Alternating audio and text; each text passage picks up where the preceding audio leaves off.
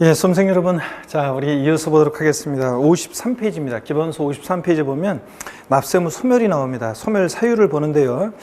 자, 의의는 그냥 읽어보는 거예요. 납세무 소멸이란 납세무가 사법상의 채무가 변제에 의해 소멸하는 것처럼 납부 등의 여러 가지 원인으로 그 의무가 소멸하는 것을 말한다. 그래서 구체적인 소멸 사유가 표에 나오죠. 그러니까 세금 납부로 소멸, 미납부로 소멸 이렇게까지 구별할 필요는 없고요. 그냥 소멸 사유, 여러분이 5가지를 소멸 사유를 그냥 아시면 돼요. 그래서 납부요. 세금 납부하면 당연히 납세무는 소멸합니다. 그 다음에 충당이요. 충당이라는 것은 뭐냐면 이런 거예요. 제가 저희 부모님 댁에 세금을 대신 내드립니다. 자, 그래서 효자들이죠? 진짜 효자예요. 자, 근데 돈은 받습니다. 돈은 받아요.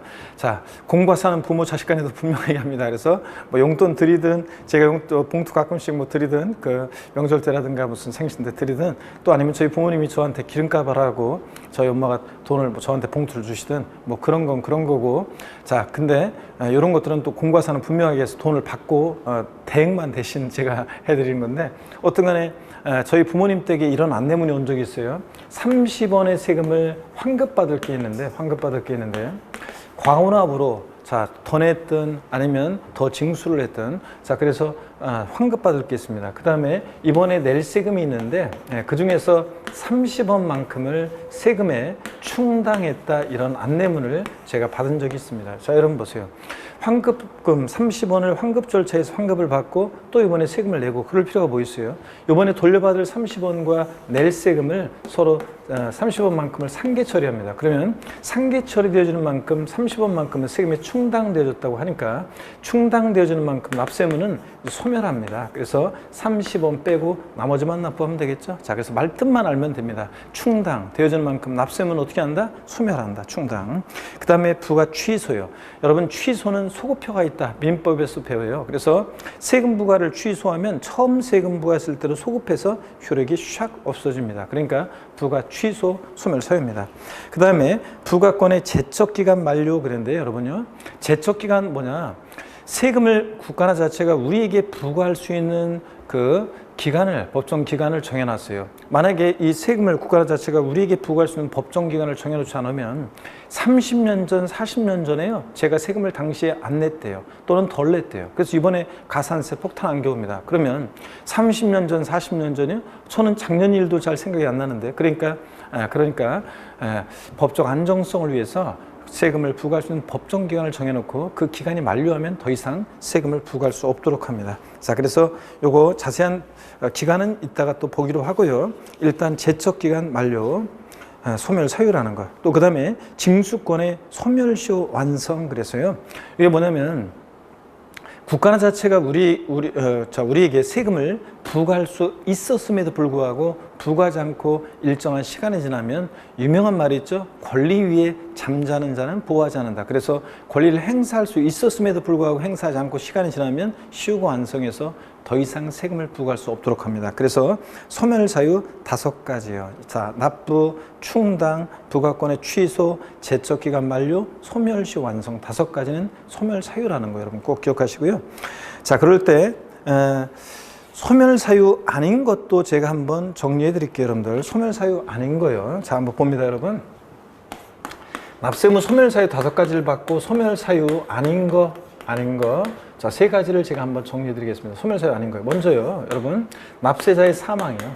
죽었다고 뭐든지 해결되는 게 아니에요. 자, 어떤 분은 얘기해요. 나 하나 죽으면 뭐 그냥 다 끝나버리지 뭐 이렇게 얘기하는데 안 끝나요. 자, 세금은요 안 끝납니다. 자, 세금 납부할 의무가 있는데 피상속인, 재산을 남겨놓고 돌아가시는 피상속인, 자, 세금을 안 내고 돌아가셔요. 그러면 이 피상속인의 세금 납부할 의무는 상속인에게로 승계돼서 상속인이 이 세금 다 납부할 의무를 지게 됩니다. 그렇기 때문에 납세의 사망은 소멸 사유가 아니에요. 상속인이 납부할 의무를 지기 때문에. 그 다음에 또 어떤 게 있냐면요. 부과권의 철회, 부과철회예요. 부과철회. 자, 부과의 철회인데, 부과의 철회. 이거 어떤 거냐면, 부과철회. 아까 부가권의 부가 취소하고 구별합니다. 부가 취소는 소급해서 효력이 싹 없어지지만 부가 철회는 소멸사유가 아닙니다.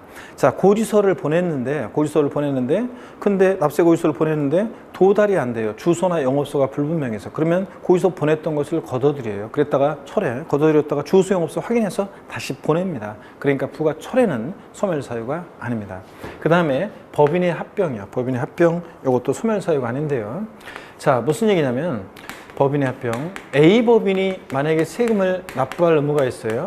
자, 근데 B법인하고 합병했다고 A법인의 세금 납부할 의무가 없어진다. 그럼 뭐 다 그렇게 하겠죠, 법인들? 그래서 법인의 합병은 소멸사유가 아닙니다. 그래서 소멸사유 5가지와 함께 소멸사유 아닌 거 3가지를 꼭 구별합니다. 납세의 사망, 부가권의 철회, 그 다음에 법인의 합병, 이런 것들은 소멸사유 아니라는 거예요. 자, 그래서 여러분 교재를 보시니까 실력 체크에서 지방세 기본법상 지자체 징수금을 납부할 의무가 소멸되는 것은 모두 몇 개인가? 28회 때 이렇게 해서 소멸사유를 물어본 적이 있습니다. 또 독립화 문제로 안 나오겠죠? 종합문제 지문 한 줄 대비해서 소멸사유 5가지와 아닌 것 3가지를 구별합니다. 먼저 기억번 납부 충당되었을 때, 납부 충당은 소멸사유죠? 니은번 징수권 소멸시효 완성, 소멸사유입니다. 법인의 합병 아니라고 그랬죠? 그 다음에 리을번 지방세 부과의 제척기간 만료, 소멸사유죠? 그 다음에 미음번 납세의 사망으로 상속이 개시된 때, 죽었다고 모든 일 해결되는 거 아니고요. 그래서 소멸사유인 것은 기역, 니은, 리을번 3개가 자, 소멸사유입니다. 정답이죠, 여러분들? 이렇게 보시고요. 그 다음에 여러분 넘어가시면 어디로 가시냐면 54페이지 넘어갑니다. 자, 우리 제척기간과 관련해서는 좀 더 자세히 여러분들이 나와 있어요. 여러분들 제척기간 나왔는데, 제척기간 의의가 길게 나와 있는데, 하여튼 법적 안정성을 위해서 국가나 자체가 우리에게 세금을 부과할 수 있는 법정기간 정해놨고, 그 기간이 만료하면 더 이상 세금 부과할 수 없다는 얘기입니다. 근데 여러분이 이 제목, 조세 부과의 제척기간이라고 돼 있잖아요. 그 제척기간, 제목, 이 조세 부과의 제척기간 돼 있잖아요. 자, 그러면 제목 돼 있으면 그 제목 옆에다 뭐라고 써놓냐면 이 제척기간은요, 제척기간은 중단과 정지 제도가 없어요. 소멸시효에 있는 민법에서 여러분 배우잖아요. 소멸시효에 있는 중단과 정지 제도가 없다. 중단과 정지 제도가 없다는 거. 중단과 정지 제도 X 이렇게 해놓으세요. 그래서 소멸시효에 있는 중단과 정지라는 것이 제척기간은 없다. 왜냐하면 제척기간은 법률관계를 조속히 확정시키기 위한 거, 법적 안정성을 위한 거기 때문에 이것은 뭐 중간에 다시 시작하고 멈추고 막 이러면 안 되기 때문에 중단과 정지도가 없다는 거 하나 알아두시고요. 그 다음에 여러분이 양가로 2번 세목별 제척기간 있죠? 자, 여기에 여러분들이 별 표시를 합니다. 자, 그러면 이것을 제가 설명을 드릴 건데, 먼저 그 표에서 상속세 증여세 그리고 부담부 증여시에 따른 양도소득세 포함 이렇게 돼 있는데요. 자, 이거 포함되어 있는데 이걸 갖다가 제가 또 그리고 일반적인 세목 양도소득세 이렇게 되어 있습니다. 여러분 이것을 좀 설명을 드리겠습니다. 자, 일단은 여러분 요 제척기간을 제가 설명을 한번 쭉 드려볼 건데, 여기 봅니다. 다시요. 자, 요 교재표에 나와 있는 내용을 제가 좀 더 보기 좋게 한번 설명을 드려보겠습니다. 제척기간, 하여튼 중단과 정지 제도는 없다. 중단, 정지 제도가 없다는 거. 자, 요거 한번 보시면 제척기간은요, 한번 볼게요. 제척기간. 먼저, 우리 교재에 나와 있는 것을 다시 한번 설명을 드리면, 요 기간은 이제 별표에 샷이라고 그랬죠? 그러면 사기, 기타 부정한 방법으로, 사기 등의 방법으로 조세를 포탈한 것 경감받았다. 그러면 양도소득세 같은 일반 국세는요, 양도소득세 같은 일반 국세는 사기쳤다 그러면 10년입니다. 자, 여러분 제척기간 10년간 부과할 수 있어요. 무슨 얘기냐면 어떤 수강생분이 저한테 물어봤어요. 교수님, 제가 다운계약서 썼는데요, 한 4년 좀 더 지났는데 뭐 별일 없겠죠? 이렇게 묻는 분이 계시는데, 여러분요, 몇 년 동안 발법구사 할 수 없어요? 10년간 발법구사 할 수 없습니다. 10년간 부과할 수 있어요. 사기치면. 그 다음에 무신고, 신고기한 내 신고서를 제출하지 아니했다? 그러면 7년입니다. 7년.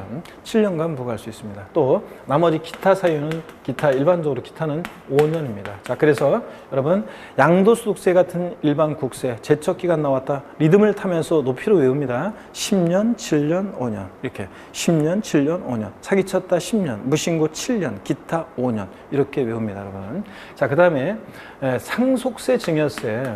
상속세나 증여세 또 그다음에 부담부 증여시 소득세. 자, 그리고 부담부 증여의 경우에 양도소득세 같은 소득세, 부담부 증여시 소득세요. 자, 이런 애들은요, 기간이 길어요. 15년, 우리 교재는 이게 이제 무신고와 사기 등의 방법이 합쳐져 있지만 15년, 10년입니다. 자, 이렇게 해서 여러분, 자, 봅니다. 상속세나 증여세, 아직 부담부 증여가 뭔지 아직 안 배워가지고 여러분들이 모르시는데 그냥 한번 눈에 켜두고 합니다. 나중에 배워요. 부담부 증여시 양도소득세 같은 소득세는, 부담부 증여시 소득세는 증여세 규정을 따라가서 상속세, 증여세, 부담부 증여시 소득세는 15년, 10년입니다. 사기쳤다 15년, 무신고 15년, 기타 10년, 15년, 10년 이렇게요. 자, 물론 이제 이게 이제 국제거래의 경우에는 역외거래의 경우는 이게 역외 거래는 15년, 10년, 역외 거래의 경우에는 이게 15년, 사기쳤다 15년, 무신고, 역외 거래는 무신고 10년. 자, 그다음에 역외 거래의 경우는 기타 7년 이렇게 해가지고 15년, 10년, 7년 이렇게 돼요. 근데 이런 것까지 지금은 여러분들이 적어놓고 그냥 지금은 신경 쓰지 마시고 한번 그냥 눈으로 보시고 15년, 10년, 7년 하나씩 다 들어가 있네요. 자, 역외 거래는. 근데 양도세 같은 국세, 자, 일반 국세 사기쳤다, 자, 10년, 무신고 7년, 기타 5년, 상속세, 증여세, 부담부 증여시 소득세는 15년, 10년 이렇게 여러분이 아시면 되겠습니다. 자, 그 다음에 지방세도 아예 한꺼번에 설명을 좀 드려볼게요. 자, 여러분 지방세도 같이 한번 설명을 드리면 이렇게 3번에 여러분들 한번 보시기 바랍니다. 자, 지방세는 10년, 7년, 5년입니다. 지방세. 자, 그래서 지방세요. 사기쳤다 10년, 무신고 7년, 기타 5년입니다. 지방세. 10년, 7년, 5년. 근데 물론 지방세는 무신고인데, 무신고긴 무신고, 신고기 안내 신고 제출하지 않았다. 무신고인데 어떤 사항과 결합해서 무신고는 이제 10년이 되는 예외가 있어요. 10년이 되는 예외가 있는데, 자, 그래서 아직 그런 거 자세한 거 몰라도 돼요. 자, 예를 들자면 이런 거예요. 상속이나 증여를 원인으로 취득세를 상속이나 증여를 원인으로 취득했는데 신고기한 내에 신고 제출하지 않았다. 취득세를. 그럴 때는 어떤 사항과 결합해서 무신고 나왔다. 그냥 무신고가 아니라 그러면 이게 10년이 되는 예외가 있긴 있어요. 그렇지만 지금 요것은 신경 쓰지 말고 10년, 7년, 5년 지방세도 이렇게 알아주시면 됩니다. 그러면 이렇게 하면 이제 지방세와 국세까지 해가지고 다 제척 기간을 이렇게 딱 정리해 두시면 됩니다. 대충 여러분들 제가 알려드린 대로 정리해 두시고요.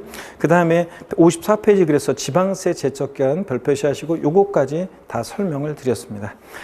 자, 55페이지까지요. 그래서 세목별 제척기간 별표시고, 그 다음에 3번 조세 징수권의 소멸시효입니다. 자, 의의는 그냥 읽어보시는 거고요. 자, 권리 위에 잠자는 자는 보호하지 않는다. 국가 자체가 우리에게 세금을 부과할 수 있었음에도 불구하고 부과하지 않고 일정 시간이 지나면 쉬고 완성하는데요.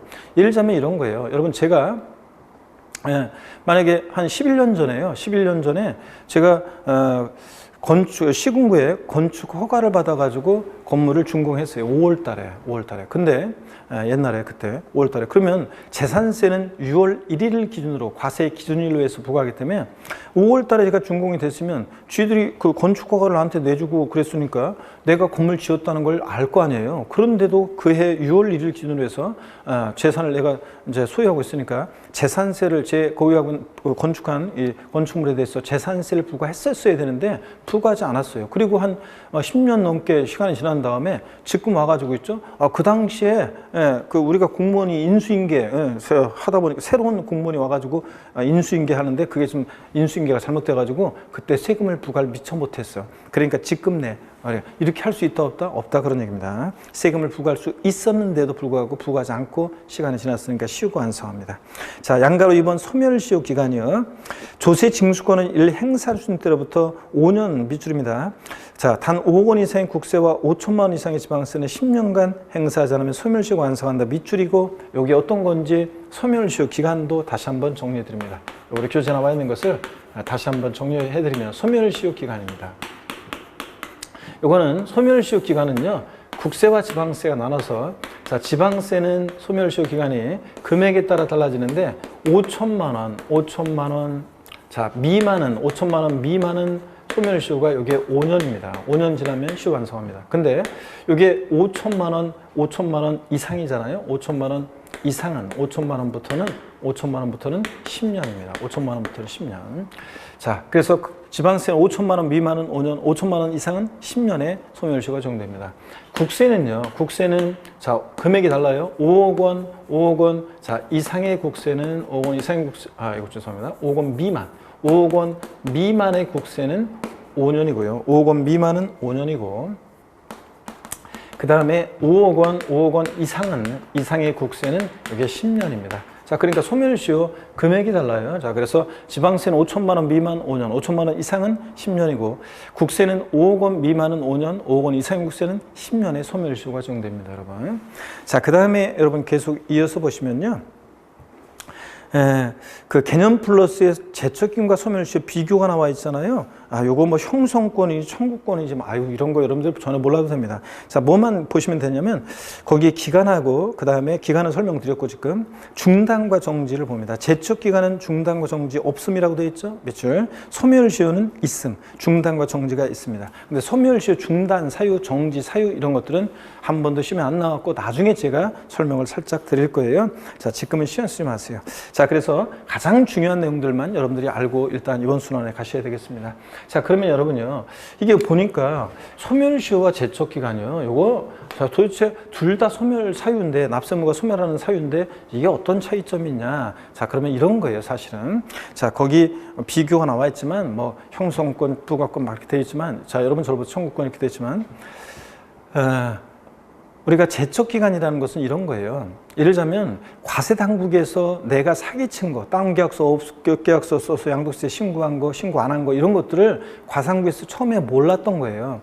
그랬다가 모르고 기간이 지났는데 나중에 이 기간이 지난 다음에 제척기간 뭐 10년, 7년, 5년 이 기간이 지난 다음에 야, 내가 요번에 보니까 네가 자, 지난번에 그때 당시에 다운계약서 쓴 거 우리가 지금 요번에 적발했어. 너 사기쳤지? 해서 가산세부가 이렇게 할 수 없다는 얘기입니다. 그러니까 처음에 몰랐던 거예요. 그리고 일정한 시간이 지나서 나중에 알게 됐을 때 세금을 부과할 수 없다는 게 제척기간이고, 소멸시효는 아까 얘기했죠? 자, 제가 5월 달에 건물을 준공했어요. 그러면 그 당시에 6월 1일 기준으로 해서 내가 건축 허가를 받아서 건물을 지었으니까 나한테 그 해 당시에 재산세를 부과할 수 있었음에도 불구하고, 자, 이거는 부과할 수 알았던 거예요. 부과할 수 있었음에도 불구하고 부과하지 않고 일정한 시간이 지나면 시효가 완성한다 이런 얘기입니다. 소멸시효는 그래서 권리 위에 잠자는 자는 부과하지 않는다. 알았어. 세금을 부과할 수 있었음에도 불구하고 부과하지 않고 시간이 지나면 소멸시효가 완성하고, 몰랐어요. 그랬다가 나중에 뒤늦게 알게 돼서는 세금을 부과할 수 없다 그런 얘기입니다. 나중에 일정 기간이 지나서는 몰랐던 것을 뒤늦게 알았다고 해서 부과할 수 없다. 이게 제척기간. 소멸시효는 알았었는데 부과할 수 있었는데 부과하지 않는 거, 이런 차이점으로 여러분이 구별하시면 되겠고요. 요 기간만 여러분이 시험에서는 요 제척기간은 자, 중단과 정지 없다는 것과 요 기간만 여러분이 소멸시효 기간만 여러분들이 딱 알고 계시면 요 판사한 내용만, 그러면 답 고르는 데는 지장이 없습니다. 자, 그것만 아시면 되고요. 나머지 내용은 됐습니다. 자, 그것만 딱 아시면 되고, 56페이지에 중단과 정지 사유가 나오는데 제 거면 신경 쓰지 마세요. 자, 그 다음에 56페이지 조세 채권과 일반 채권의 관계. 이게 29회 최근에 30회 연달아 인원 나왔는데요. 가끔 나오는 건데 이게 자, 이렇게 연달아 나왔어요. 요거는 민법적인 좀 지식과 그 다음에 용어들을 좀 배우고 또 세법 공부 좀 된 다음에 보시는 것이 훨씬 더 낫기 때문에, 나중에 제가 요것도 자, 세금은요, 국세나 지방세는 담보가 없이도 체납자의 재산이 공매, 경매에 넘어갔을 때 그 매각대금에서 다른 일반 채권이나 공과금보다 우선해서 가져갑니다. 세금이. 근데 다만 예외가 또 있어요. 세금보다 더 우선하는 것들이 있는데 이런 원칙과 예외에 관해서 제가 나중에 이걸 쭉 다 설명을 또 드리겠습니다. 이거는 뭐 그래서 31회 시험 때는 제가 나올 가능성 극히 낮다고 했는데 안 나왔었고, 자 32회 시험 대비해서는 종합 문제 속에서 주문한 줄 나올 게 있는데 제가 나중에 이것이 어떤 건지 원칙과 예외를 쭉 설명을 해 드리겠습니다. 61페이지 조세 불복 청구제도요.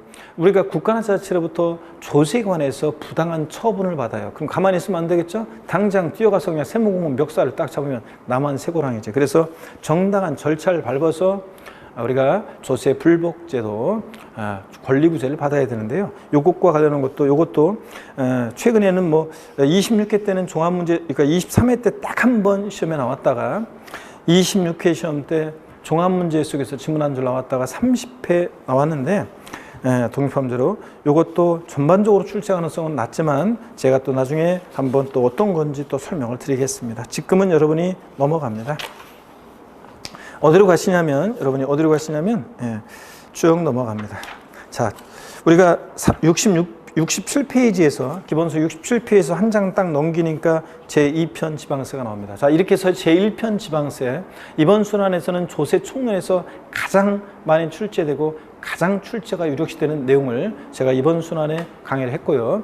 자, 그 다음에 이제 제2편 지방세로 넘어갑니다. 자, 제2편 지방세 넘어가니까 우리가 취득세, 등록면허세, 재산세 등을 중심으로 출제가 되죠. 넘어갑니다. 자, 그 다음에 어디로 가시냐면 그래서 72페이지 자, 챕터 1장 취득세입니다. 자, 그래서 취득세에 관해서 제가 이제 좀 설명을 쭉 드리도록 하겠습니다, 여러분. 자, 그 고기 드시고 여러분들이요, 고기 한번 드시고. 주 5일째 수업을 하는 곳에서는 반드시 여러분들이 2주마다 우리가 강의가 업데이트 되죠. 그래서 반드시 여러분들이 그 쉬는 중간에 공시법 하실 때 세법도 한 번 여러분 정도 여러분들이 빠르게 한번 여러분들이 인강을 들어보신다거나 다시 안 되면 아니면 여러분들이 제 다음 카페에 오셔서 핵심 요약 정리되어 있는데 특히 그걸 읽어보라고 그랬죠. 쉬는 주에 핵심 요약 정리 읽어보시고 또 그 다음에 거기 문제도 있어요. OX도 그렇고 문제 올라가 있으니까 그 오지선다도 좀 있고요. 그 문제를 꼭 여러분들이 풀어보시길 꼭 당부드립니다. 그렇게 하시길 당부드리고요. 자, 그 다음에 72페이지 그래서 취득세부터 한번 보도록 하겠습니다. 자, 취득세를 보시면요, 여러분. 취득세라는 세금은 그래서 복습을 좀 하시면서 본인이 조금 노력을 해 주셔야기를 당부드립니다, 여러분들. 자, 취득세는 시험 문제가 선언 문제가 출제가 돼요. 자, 근데 31회 시험, 작년 31회 시험만 희한하게 취득세에서 한 문제 반, 그러니까 취득세만의 문제 한 문제, 종합 문제로 섞어서 오지선다 구성됐고, 그 다음에 또 한 문제는 등록면허세랑 묶어서 한 문제 나왔는데 정답이 등록면허세에 있었어요. 그러니까 취득세는 말하자면 한 문제밖에 출제 안 된 셈인데, 자, 그래서 1.5문제인데 취득세가 이렇게 적게 나온 것은 제 강의 역사상 처음 본 것 같아요. 그래서 취득세 32회 시험은 한 3문제 정도 출제 예상하시면 되겠고요. 자, 취득세 보시면 어떤 것들을 공부하느냐, 성격 특징이야. 자, 성격, 이 세금은 어떤 성격으로 쓰냐, 이것은 제가 2번 자, 오늘이 마지막입니다. 그래서 각 세목별로 성격 특징은 이번 순환까지만 소개해드리고 다음부터는 특징 성격은 자, 배경적인 거기 때문에 넘어가도록 하겠습니다. 자, 그 다음에 취득세 과세 대상이요. 어떤 것을 취득했을 때 취득세 부과될 것이냐. 또 취득세, 여러분요, 취득에 부과하는 세금이에요. 그러니까 취득세는 도대체 취득이라는 것은 뭐냐. 그래서 취득의 개념과 유형이요. 어떤 모습으로 취득되는지 개념과 유형. 자, 요거는 독립한 문제보다는 종합 문제 속에서 지문에 잘 나옵니다. 그 다음에 취득세요. 아이고, 죄송합니다.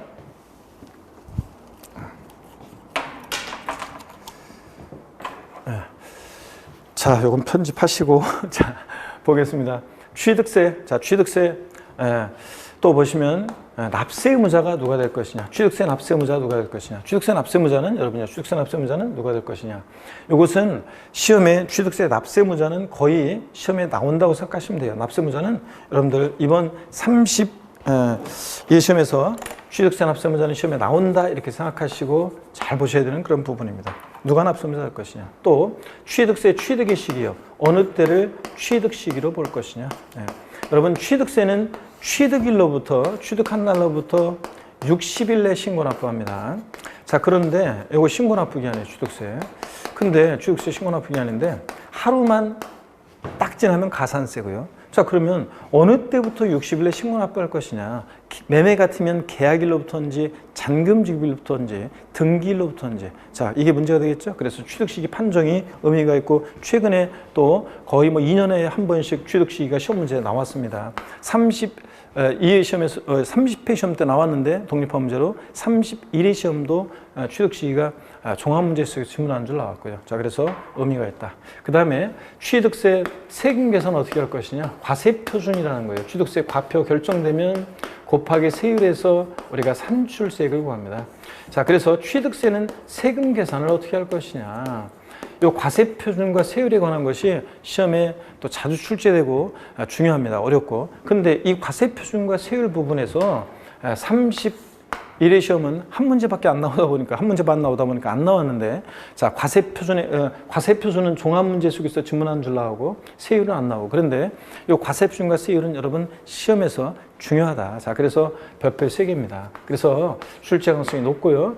과세표준과 세율을 잘 보셔야 되겠습니다. 다른 세금도 세금 계산 어떻게 할 것이냐는 다 중요해요, 여러분들. 그 다음에 또 보시면 취득세 있잖아요. 예, 세금을 계산했으면 내야 되겠죠. 납세지를 어디로 할지, 세금 납부의 장소, 납세지를 어디로 하는지, 또 취득세 신고 납부하는 세금이잖아요. 자, 언제까지 신고 납부할지. 자, 그 의무를 불성실하면 어떤 제재를 받는지, 납세 절차, 이것도 단골입니다. 독립화 문제로 나오기도 하고 종합문제 속에서 나오고 단골이에요. 자, 그래서 잘 보셔야 되고 또 어떤 경우에 비과세가 되느냐. 자, 그래서 어떤 경우에 비과세. 비과세라는 것은 여러분 보세요. 안일 비자예요. 과세에서 제외합니다. 법에서 열거되어 있는 일정한 경우에는 아예 과세에서 제외입니다. 세금 계산조차 하지 않고 과세에서 제외인데 어떤 경우에 비과세 되느냐는 이게 시험에서 저 최근에 독립화 문제로 나오고 종합문제 속에서 나오고 잘 나옵니다. 그래서 이런 것들을 테마로 해서 우리가 취득세 출제가 되고 공부합니다. 우리가 앞으로 이제 다른 강론에 들어왔는데 다른 세금들도 공부는 다 이거예요. 되게 조금씩만 차이 나지. 대개는 자 이겁니다. 이 세금은 어떤 성격의 세고 누가 부과하는 세금인지 과세주체. 또 이 세금은 어떤 것을 과세 대상으로 하는지, 또 이 세금은 누가 납세의무자가 되는지, 또 세금 계산 어떻게 하느냐, 과세표준 세율 어떻게 결정되고, 자, 그 다음에 계산된 세금은 어디다 납부하고 납세지, 또 어떻게 이 세금은 징수가 되고 어떤 경우에 비과세 되느냐, 이걸 공부하는 거예요. 자, 어떤 성격의 세고 누가 부과하는 세금이고 또 어떤 것을 과세 대상으로 하고 납세의무자 누가 되고 세금 계산 어떻게 하고 계산된 세금은 어디다 납부하고 어떻게 이 세금은 징수가 되고 어떤 경우에 비과세 되느냐, 이걸 여러분들 공부하는 겁니다.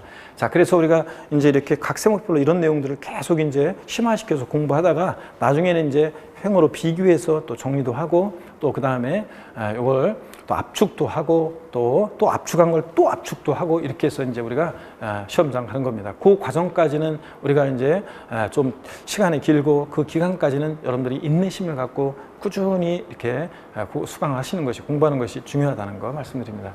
자, 여러분 이렇게 해서 취득세 우리가 본격적으로 볼 건데요. 먼저 72페이지 취득세 개요 보겠습니다. 자, 본격적으로 보기 전에 여러분 계신 곳에서 목 운동 한번 하시고요. 여러분들 자, 목 운동 한번 하시고 반대로 돌리시고, 자, 그 다음에 허리도 여러분 좌로 우로 돌립니다. 좌로 우로 돌리시고, 자, 그 다음에 기지개도 화끈하게 여러분 제끼시고, 자, 어깨도 돌리시고 한번 보겠습니다, 여러분. 자, 먼저 72페이지 제1절 개요 개념입니다. 줄 긋지 말고 그냥 읽어보는 거예요. 취득세란 지방세법에 열거가 있는 일정한 자산의 취득에 대해서 그 취득자, 개인법인 구별 없이요. 그러니까 법인이 취득할 때도 취득세 부과돼요. 개인법인 구별 없습니다. 특별시광시 도가 부과하는 지방세로서, 물론 과세주체 특별자치도와 특별자치시는 11개 지방세 세금에 다 과세 취하가 되니까 당연히 포함이고요. 자, 근데 걔는 그러니까 생략하고 그냥 특광도 이렇게 기억하시라고 그랬어요. 특별시공항시도 줄여서 특광도. 자, 특광도가 부과하는 자, 지방세로서 부동산 등의 소유권이 이전되는 유통 과정에서 자, 취득한다 소유권이 오잖아요. 양도한다 가잖아요. 왔다 갔다 이렇게 유통 과정에서 담세력이 노출되는 취득자에게 조세를 부담시키는데 그 목적을 두고 있는 그런 지방세입니다. 특징을 보면 지방세인데 도세죠. 특광도, 자, 특별자치시, 특별자치도, 그 다음에 보통세, 사용목적, 뭐 이런 거 주로 안 보셔도 돼요. 자, 보통세고요, 보통세고. 사용목적 특정되어 있지 않고요. 그 다음에 우리 시험에 관계된 5개 주요 세목은 다 직접세고, 보통세고, 독립세고, 종가세인 것은 다 똑같습니다. 그 다음에, 자, 양가로 2번 봅니다. 부동산 거래 단계 중 취득 단계에서 부과되는 유통세에 해당하고 3번 취득이라는 범죄행위의 과세는 행위세. 취득세는 취득 행위가 있고 그 행위를 보고 부과하는 행위세입니다. 이해하고 지나가면 되는 거예요, 여러분들. 예. 자, 양가로 4번 납세자가 부담할 능력에 따라 과세는 응능과세 원칙에 입각한 조세이다. 자, 중요한 말 아니에요. 이런 거 학자들이 얘기하는 거라 그냥 읽고 이해하고 지나가는 거예요. 응할 응이에요. 능은 조세 부담 능력이에요. 네가 5억짜리 부동산을 취득해? 그러면 그만큼 조세를 부담할 수 있는 능력이 있겠구나. 취득자의 조세 부담 능력을 보고 부과하는 세금. 이걸 학자들이 응능과세 이렇게 얘기합니다. 말뜻만 알고 지나가면 돼요. 줄 글 필요가 없습니다. 자, 그리고 여기 한 가지 빠진 것이 여러분요. 이제 제가 설명드릴 게 뭐냐면 물세라는 게 뭔지 좀 설명을 드릴게요, 여러분. 자, 취득세는 물세인데 자, 여러분 물세라는 게 뭔지 용어 설명을 좀 드릴게요. 취득세는 물세인데요. 세금을 계산할 때 물건을 보고 세금을 계산해요. 그래서 물세라고 하는데 자, 보세요. 물세는 세금 계산할 때 물건을 보니까 얘는 납세 의무자의 인적 사항을 고려하지 않습니다. 납세의무자의 인적 사항 고려하지 않고요. 물건을 보고 물건 각각 그래서 개별 과세한다는 특징이 있습니다. 물건 각각 개별 과세한다. 어떤 게 물세를 취하냐 그러면 취득세, 등록면허세, 그리고 재산세요. 물론 재산세에서 토지를 보유할 때는 제외하고 건축물이나 주택 같은 것을 보유할 때 재산세는 물세입니다. 물세를 취해서 개별 과세합니다. 그러면 이게 어떤 얘기인지 한번 보도록 하겠습니다. 예를 들어 볼게요. 갑이라는 사람이 있는데요. 이 사람이 예를 들어서 서울특별시, 만약에 서울특별시 송파구에 만약에 A라는 주택을 취득하는데 A주택을 취득하는데 가격이 10억입니다. 또 같은 서울특별시 송파구에서 B주택도 취득하는데 가격이 만약에 예를 들어서 이게 8억 원입니다. 자, 그러면 여러분 보세요. 그러면 취득세를 계산할 때 자, 갑이라는 사람이 서울시에서 특별시에서 A주택, B주택을 다 취득하네? 그럼 취득 가격을 합쳐가지고 18억 곱하기 세율 이렇게 해서 계산하냐? 아니에요. 그러지 않고 그냥 자, 그러면 취득자의 인적사항을 고려하게 된다는 거고 그러지 않고 취득자의 인적사항 안 보고요. 물건만 봐요. 취득하는 물건만. 자, A주택 취득하는 가격이 10억이다. 10억 곱하기 세율에서 세액 계산하고 B주택 8억이야. 그럼 8억 곱하기 세율에서 세액 계산합니다. 어떻게 합니까? 이렇게 각각 계산합니다. 등록면허세도 등기하는 물건별로 각각 세금을 계산해요. 재산세 어떻게 부과하냐고요? 재산세는 시군구세인데 송파구청장은 우리 관할구역은 A주택도 갑소유고 B주택도 취득하는 게 갑소유야? 자, 합해가지고 곱하기 세율 이러지 않습니다. 재산세요. 계산할 때 역시 재산만 봅니다. 소유자의 인적사항 안 보고 A주택 재산가액 10억이다. 10억 곱하기 세율. B주택은 B주택 곱하기 세율에서 각각 세액 계산합니다. 자, 그래서 주택분 재산세는 주택별로 각각 계산해요. 시험에서 다음 중 물세인 조세는 안 나와요. 그렇게는. 왜냐하면 이건 학자들이 분류한 거니까. 근데 시험에서는 어떻게 나오냐고요? 이 물세의 의미를 알고 있는지를 어떻게 물어보냐면 주택분 재산세를 부과할 때요. 당해 시군구 관할구역 내 두 채 이상의 주택을 소유한 경우에는 소유자별로 합산한 금액에 해당 세율을 적용하여 주택분 재산세를 계산한다. OX예요. X입니다. 소유자별로 합산해서요? 아니에요. 주택별로 각각 세액 계산합니다. 자, 그래서 주택분 재산세는 주택별로 계산하는 거지 소유자별로 합산하지 않습니다. 요거 시험에 여러 번 나왔습니다. 자, 이런 식으로 물어봐요. 의미를. 자, 하여튼 지방세 주요 3개 세목은 물세 개별과세입니다. 상대되는 개념이 뭐냐면요. 상대되는 개념이 인세예요. 자, 인세라는 것은 세금을 계산할 때 얘는 사람을 봐요. 그래서 납세 의무자의 인적 사항을 고려합니다. 사람을 봐요.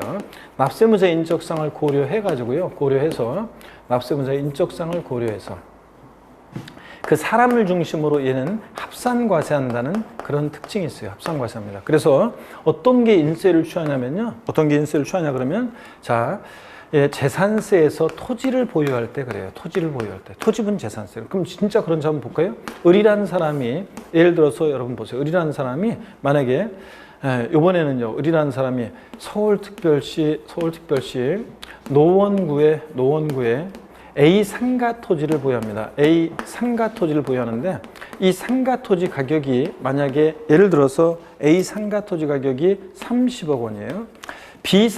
같은 서울특별시 노원구에 B 상가 토지도 보유하는데 가격이 만약에 20억 원이에요. 또 이 사람이 이번에는 경기도 광명시에 만약에 C 상가 토지를 보유하는데 가격이 10억 원이에요. 그러면 여러분 자, 토지분 재산세를 부과할 때 토지는요. 자, 소유자의 인적사항을 봐요. 자, 그래서 노원구청장이 우리 관할구역 내 A 상가 토지도 갑소유인데 B 상가 토지도 갑소유야? 그럼 A 상과 B 상가 토지 가격을 합산해서 합친 금액에 맞는 50억 해당되는 자, 과표 크기에 맞는 세율을 적용해서 세액 계산합니다, 여러분. 이렇게요. 자, 그다음에 자, 경기도 광명시에 있는 것은 재산세는 시군구세니까 광명시장이 시상가 토지 가액 자, 곱하기 세율에서 세액 계산합니다. 이런 식으로요. 여러분 이해되십니까, 여러분? 이렇게. 자, 그러니까 전국에 있는 토지를 합산하는 것은 아닌데 당연히 시군구 관할 구역 내 토지를 소유자별로 합산합니다. 그래서 재산세 토지의 경우에 인세력 성격이 있고요. 그다음에 종합부동산세도 종부세 줄여서 종합부동산세도 인세입니다. 여러분, 자, 개인이 납세무자일 때 종합부동산세 납세무자일 때 개인별로요. 부부도 따로따로 개인별로 전국에 있는 주택이면 주택, 토지면 토지 가격을 합산해서 계산합니다. 그러니까 인세예요. 종부세. 양도소득세도 인세예요. 여러분. 자, 여러분이 만약에 부동산을 1월 달에도 팔고 5월 달에도 팔고 10월 달에도 팔아요. 같은 양도자가. 자, 그러면 그 양도소득을 양도자별로 1월 1일부터 12월 30일까지 양도소득을 전부 다 합산해서 계산합니다. 그러니까 양도소득세도 인세네요. 아, 월요일 곱다 그랬죠? 자, 지방세 주요 3개 세목은 물세 개별과세입니다. 종부세, 양도소득세, 국세 2개 주요 세목은 인세 합산과세입니다. 중간에 딱 껴있는 재산세는 원칙 물세인데 예외적으로 토지의 경우에 인세력 성격이 있다. 양다리 걸쳤다 그런 얘기입니다. 우리가 공부하는 순서가 취득세, 등록면허세, 재산세, 종부세, 양도세 이렇게 공부하잖아요. 그러니까 이렇게 공부하니까 자, 중간에 딱 지방세 3개 세목은 물세 개별과세, 종부세, 양도세는 인세 합산과세, 중간에 딱 껴있는 재산세는 원칙 물세인데 예외적으로 토지의 경우만 인세력 성격이 있다. 이렇게 알아두시면 됩니다. 자, 그래서 여러분들 이런 내용을 좀 추가해서 알아둡니다. 그래서 취득세, 물세라는 거 이런 것들 알아두시고 개별과세. 그 다음에 양가로 5번 있잖아요. 이 실질과세 원칙에 따라 밑줄입니다. 등기 등록에 관계없이 사실상 취득으로 보아 과세한다. 밑줄짝입니다.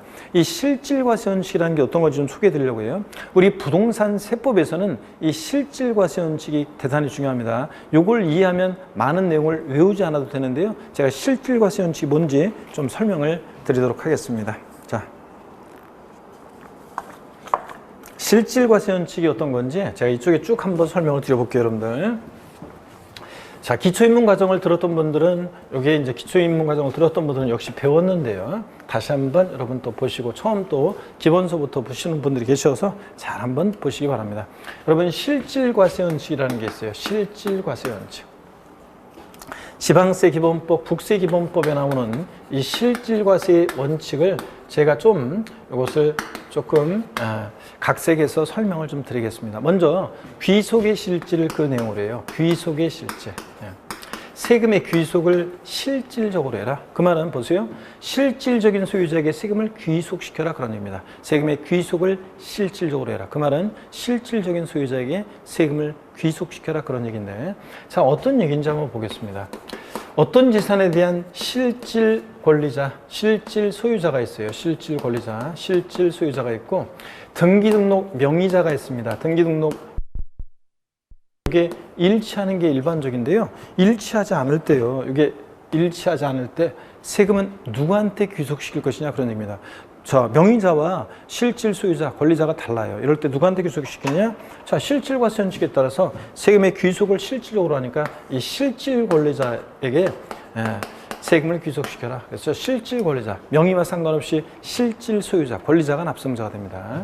자, 이게 귀속의 실질이고요. 두 번째로 봅니다. 내용의 실질, 내용도 실질적으로 보고 부과하라. 자, 그래서 첫 번째, 이게 중요한데요. 사실주의 과세하라. 사실주의 과세하라. 요 사실주의, 실질주의 과세라는 게 어떤 거냐면 여러분요. 사실주의, 실질주의 과세는 등기, 등록, 허가 등과 자, 무관하게 과세한다는 원칙이에요. 등기 등록 허가 등과 무관하게 과세한다는 원칙입니다. 그래서 등기 등록 허가 등과 무관하게 과세한다. 여러분 어떤 얘기냐면 자, 등기되지 않아도요. 자, 등기되지 않아도 또 그다음에 등록되지 않아도 허가받지 않아도 과세가 된다는 건데 자, 결론부터 말씀드리면 우리 시험과 관련한 대부분의 조세는 다 사실주의 과세예요. 그래서 취득세, 재산세, 종합부동산세, 양도소득세 등등 주요 부동산 세금들은 다 사실주의, 실질주의 과세입니다. 자, 그러면요, 등등등. 예를 들어서 이런 거예요. 자, 갑이라는 사람과 을이라는 사람이 부동산을 매매합니다. 여러분들. 갑과 을이 부동산을 매매하는데요. 자, 매매하는데 제가 여러분 첫 주에 제가 기초임용 과정에서는 제 동창 여동 스토리를 통해서 우리 시험에서 중요한 세금들, 부동산 세법의 중요한 세금들을 소개해드렸고 제가 이번에는 합격생의 스토리를 통해서 소개해드리지 않았나요? 자, 합격생 소년 가정처럼 어려운 환경에서 동생들 건사하면서 자, 병중에 계신 부모님을 오시면서 자, 그 직장 다녔고 또 어느 날 운명처럼 전단지 찌라시를 보고서 길거리 바람에 둘러다니는 전단지를 봤더니 평생 직장, 당신도 공인중개사가 될 수 있습니다. 그 광고지를 전단지를 보고서 운명처럼 만나서 공인중개사를 도전을 하고 그래서 남들이 다 2, 3년 걸릴 거라고 했는데 한 번에 합격하고 자, 그래서 더부살이로 공인중개사 책상 하나 놓고 시작했지만 수완 좋게 해가지고 돈 많이 벌고 자, 그랬는데 그 수험생 제가 그 뒷얘기는 안 해드렸나요? 그랬는데 그 리먼 브로더스 사태 있잖아요. 금융위기 때 그 빌라 같은 거 줘서 분양하는 그런 거 했다가 돈 끌고 막 끌어모으고 막 해가지고 크게 이제 버리다가 그 분양이 안 되고 그래가지고 마음고생이 심하고 막 그러면서 어려움도 겪고 그러다가 암에 걸려가지고 사실은요, 암에 걸려가지고 투병하고 고생했습니다. 자, 그랬던 인간만사 세웅지마죠, 여러분들. 자, 그래서 뭐 어려움이 있지만 또 좋은 일도 있고 또 좋은 일 있다 보면 또 안 좋은 일도 있고 그런 거. 자, 그런 그 스토리를 말씀드렸습니다. 그리고 같은 사무실에서 이제 같이 사무실에서 할 때 사무실에 있었던 소공 여자 공인중개사하고 서로 사귀었는데 여자 쪽 집안에서 반대를 하는 바람에 제가 부동산학과도 소개해줘서 대학도 공부하고 막 그렇게 했었는데 여러 가지 하여튼 좋은 일도 있었지만 또 어려움도 있었고 그렇습니다. 그래서 제가 예전에 그 합격생 얘기를 할 때는 사실은 그 암 투병 중일 때 그때 얘기할 때는 그 우연히 하여튼 뭐 그런 일이 있었어요. 우연히 하여튼 길에서 만나는데 나를 보면은 저 멀리서 나를 보고 달려와서 막 그냥 나를 이렇게 막 교수님 하면서 인사하고 그랬을 사람인데 나를 보면서 이렇게 피하는 그것을 보고 나중에 이제 그 암에 걸려 투병 중이었다는 그런 거. 그래서 그때는 막 제가 이 합격생의 얘기를 할 때 울컥해가지고 그냥 눈물도 나고 막 그랬었는데 다시 또 극복하고 그래서 지금은 편하게 얘기할 수 있습니다. 자, 여러분, 제가 그 합격생의 스토리를 통해서 얘기 드렸었는데 부동산을 매매한다 그러면 보세요. 을이요, 계약금, 중도금, 잔금을 치러요. 자, 그러면 잔금을 치르면 소유권 이전 등기 아직 안 됐어도 을은 이 부동산을 갑으로부터 사실상 취득했다 이렇게 본다고 그랬잖아요. 사실상 취득했다고. 자, 그래서 사실상 취득했다고 봐서 이 을에게 취득세가 부과되잖아요. 등기 안 됐어도 취득세가 부과됩니다. 또 잔금을 치러요. 등기 아직 안 됐어도 과세 기준일 6월 1일 날 재산을 사실상 소유하고 있으면 재산세가 부과됩니다. 등기 안 됐어도 재산세가 부과돼요. 또 갑은요, 매도인 입장에서 한번 보면 얘는 자, 등기 이전까지는 아직 안 했어도 잔금 받았을 때 이 부동산을 을에게 사실상 양도했다 이렇게 봐요. 자, 그래가지고 사실상 양도했다고 봐가지고 양도소득세가 부과됩니다. 그러니까 우리 시험에 관계된 주요 세금들은 등기와 무관하게 과세가 돼요. 등기되지 않아도 취득세나 재산세나 양도세나 이런 것들이 과세가 됩니다. 뭐 종부세도 그렇고요. 근데 또 등록되지 않아도 괜찮아요. 지적공부상 등록되지 않은 토지를 취득할 때 취득세가 부과돼요. 지적공부상 등록되지 않은 토지를 보유할 때 재산세도 부과돼요. 지적공부상 등록되지 않은 토지를 양도했을 때 양도소득세가 부과됩니다. 공유수면을 매립간척하고서 준공인가 전에 사실상으로 사용하는 토지도 포함해서요. 이렇게. 자, 그 다음에 허가받지 않아도 과세가 돼요. 자, 허가받지 않아도. 그래서 여러분, 이게 만약에 무허가 건축물이에요? 그 무허가 건축물을 취득할 때 건축법상 허가받지 않은 건축물 취득할 때 취득세 부과돼요. 무허가 건축물 보유할 때 재산세도 부과될 수 있어요. 무허가 건축물 양도했을 때 양도소득세도 부과될 수 있습니다. 자, 제가 이렇게 강의했더니 예전에 실제 실화죠. 어떤 수강생분이 수강생 빽 있는 속에서 요즘처럼 이렇게 코로나 때문에 비대면 수업을 하니까 자, 여러분 그 예전에 빽빽하게 수강생들 대강의실 큰 강의실에 그냥 수강생 빽빽히 앉아있고 막 옆방에서 스크린으로 공부하고 다닥다닥 붙어가지고 막 그렇게 공부하던 시절이 그립습니다. 자, 여러분 예전에 빽빽하게 수험생 있는 속에서 뒤에서 어떤 수강생분이 아니 그 무허가 건물 같은 거 어떻게 적발해서 세금 부과하나요? 이렇게 물어보는 분이 계시는데 여러분 자, 저한테 그런 걸 왜 물어봐요, 여러분들? 무허가 건물은 어떻게 적발해서 세금 부과하냐? 이런 건 공무원들이 하는 일이지. 공부하는 수험생은 그런 거 자, 신경 쓸 거 없어요. 그런 것까지. 뭐 항공사진을 찍어서 뭘 하든 뭐 어떻게 하겠지 뭐 하여튼. 그래서 자, 무허가 건축물 취득세나 재산세나 양도세 대상이 된다는 거 요거만 아시면 됩니다. 자, 그러니까 우리 시험과 관련한 주요 세금들은 등기 등 허가 등과 무관하게 과세가 됩니다. 자, 근데 이 사실주의 과세하고 상대되는 개념이 뭐냐면 형식주의 과세예요. 형식주의 과세. 이것은 이 형식주의 과세라는 것은 어떤 거냐? 등기 등록 허가 등의 형식을 갖출 때 부과하는 건데 이 형식주의 과세는 여기에 형식주의 과세는 등기 등 허가 등의 형식 갖출 때 부과하는데 등록면허세가 그래요. 등록면허세. 여러분 등록면허세라는 세금은 나중에 자세히 배울 건데 등록면허세라는 세금은 예전에 등록세 2010년도까지 등록세 일부 내용과 면허세를 통합해서 등록 면허세라는 세금이 2011년도부터 신설이 됐는데요. 얘만 등기 등록 허가 등의 형식 갖출 때 부과하는 형식주의 과세를 취합니다. 그래서 자세한 형식주의 과세가 어떤 건지는 나중에 등록 면허세 할 때 또 배우고요. 정하신 분들은 우리 시험에서 주요 세금들은 등록 면허세 빼놓고 주요 부동산 세금들은 이렇게 다 사실주의 과세입니다. 등기되지 않아도 등록되지 않아도 허가받지 않아도 과세가 되고요. 자, 그 다음에 여러분요 또 보시면은 현황 부과라, 현황 부과라. 자, 현재 상황에 따라 세금을 부과하는 건데 현황 부과라, 현황 부과 원칙. 자, 여러분 현황 부과라는 게 뭐냐면 이런 거예요. 공부상 현황이요. 공부상 현황, 공부상 현황. 공부라는 게 뭐냐면 여러분 공부라는 게 뭐냐면 공부가 공적 장부의 줄임말이에요. 공적 장부, 공부, 공적 장부. 토지대장, 건축물대장 같은 공적 장부요. 공부상 현황과 사실상의 실제 현황이요. 사실상 현황이 되게 이게 일치하는 게 일반적이잖아요. 일치하는 게 일반적인데 이게 일치하지 않을 때요. 일치하지 않을 때. 무엇에 따라 세금을 부과할 것이냐 그런 얘기입니다. 자, 공부상 현황과 사실상 현황이 일치하지 않을 때 세금은 무엇에 따라 부과할 것이냐 그런 얘기입니다. 자, 여러분 보세요. 취득세는 취득일을 기준으로 뭘 판단해요. 취득일을 기준으로. 그 다음에 등록면허세는 등록일을 기준으로 뭘 판단해요. 재산세 같은 종합부동산세는 과세기준일 6월 1일 기준으로 뭘 판단해요. 양도소득세는 양도일을 기준으로 뭘 판단해요. 자, 이런 날 봤더니 어떤 토지가 있는데 공부상으로는 이 토지가 농지예요. 근데 실제로는 농작물의 경작에 사용하지 않고 나대지 상태예요. 그럼 이 토지에 대해서 세금을 부과할 때 농지로 보느냐 농지 아닌 토지로 보느냐에 따라서 세금들이 확 달라집니다. 자, 그럴 때 또 그 다음에 양도일 현재 봤더니 공부상으로는 주택이에요. 주거용 건축물.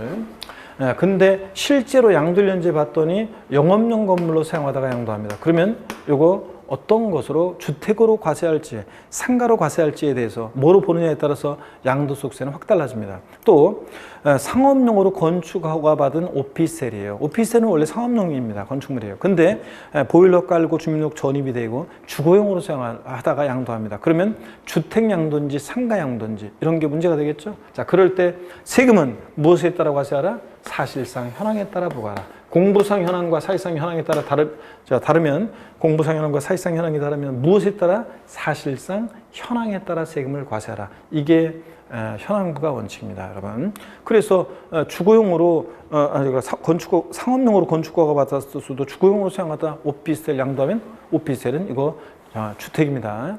자, 그 다음에 또 어떤 토지가 공부상 농지인데 실제 농사 안 짓고 있으면 농지가 아닌 토지로요 과세합니다. 이렇게 해서 실질에 의해서 부과합니다. 자, 그 다음에 여러분 거래 내용도 실질적으로 보고 부과하라. 거래 내용의 실질인데요. 거래 내용도 실질적으로 보고 부과하라. 거래 내용의 실질이요. 자, 이건 어떤 거냐면 거래 내용의 실질. 배우자 또는 직계존비 속간에요. 배우자 또는 직계존비 속간에. 배우자 또는 직계존비 속간에. 배우자 직계존비 속간 양도를 합니다. 자, 배우자 직계존비 속간에 매매 양도를 해요. 자, 그러면 보세요. 남편이 자다 말고 막 일어나가지고 여보 일어나봐. 내가 곰곰이 생각해봤는데 밤새 곰곰이 생각해봤는데 우리가 서울 노원에 있는 아파트 4억에 사는데 이게 8억이 됐어. 당신이 내가 특별히 4억 1,000만 원에 팔 건데 살래 여보? 고마워. 그러면서 둘이 막 매매계약서 쓰고 도장 찍고 인감도장 찍고 난리가 났습니다. 자, 겉모습은 양도지만 속 내용을 실적으로 들여다봐라 그런 얘기입니다. 그러면 무슨 한 입을 돕고 자는 사이에 양도냐 그런 얘기입니다. 대강 견적을 썼겠죠. 저희 친정아버지가